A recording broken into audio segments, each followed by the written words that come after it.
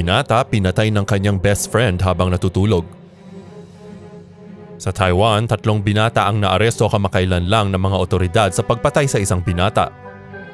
Isang 17 anyos na biktima na kilala bilang si Ma ay nilaslas sa leeg habang siya ay natutulog nung isang tanghali noong nakaraang linggo. Si Ma at ang isa sa mga suspects na 19 anyos na binata na kilala bilang si Dai ay mga matalik na BFF simula elementary.